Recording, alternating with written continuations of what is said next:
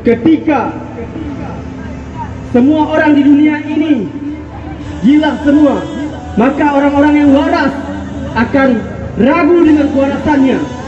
Ketika semua orang di dunia ini mereka sakit semua, maka orang-orang yang sehat akan ragu dengan kesehatannya. Ketika orang-orang di dunia ini merasa bodoh semua, maka kita harusnya tidak menjadi orang-orang yang bodoh yang mengikuti orang-orang di dunia itu. Maka hari ini kita tidak ada alasan bagi kita untuk aksi kecuali untuk Rasulullah SAW.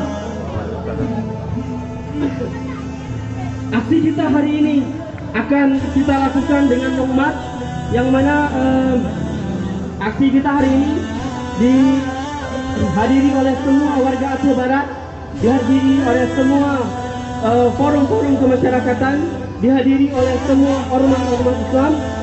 Dan hari ini merupakan momentum untuk semua masyarakat Aceh Barat, khususnya masyarakat Islam, bersatu untuk menyuarakan sebuah kebenaran, untuk menyuarakan sebuah penistaan agama yang telah dilakukan oleh Emmanuel Macron.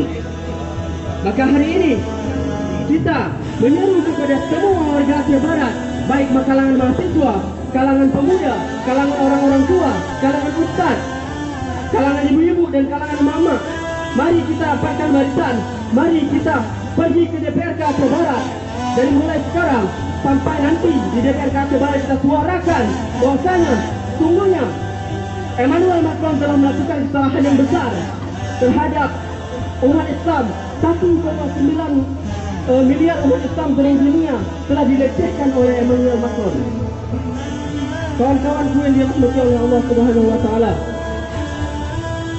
hari ini aksi kita tidak ditunggangi oleh apapun. Hari ini aksi kita adalah untuk membela Rasulullah SAW. Ihfazillah yahfazka. Jagalah Allah, maka Allah akan menjaga kalian. Untuk mencelakakan kita hari ini, kecuali yang telah Allah titipkan, kecuali yang Allah telah tetapkan kepada kita hari ini. Maka dari itu, ini adalah seruan bagi seluruh umat muslim.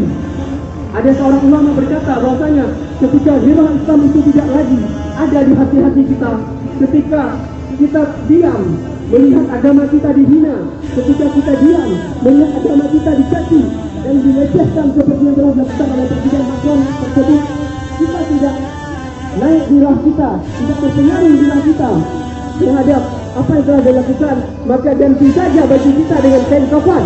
Sallallahu alaihi Nabi Sallallahu alaihi wasallam. Jika ada 10 mujahid, maka pastikan aku salah satu di antaranya. Dan jika hanya ada satu mujahid yang membela kebenaran, maka pastikan itu adalah saya. Sekian dari saya. Teruslah menyuarakan kebenaran karena kebatilan adalah musuh abadi kami. Assalamualaikum warahmatullahi wabarakatuh. Waalaikumsalam warahmatullahi wabarakatuh.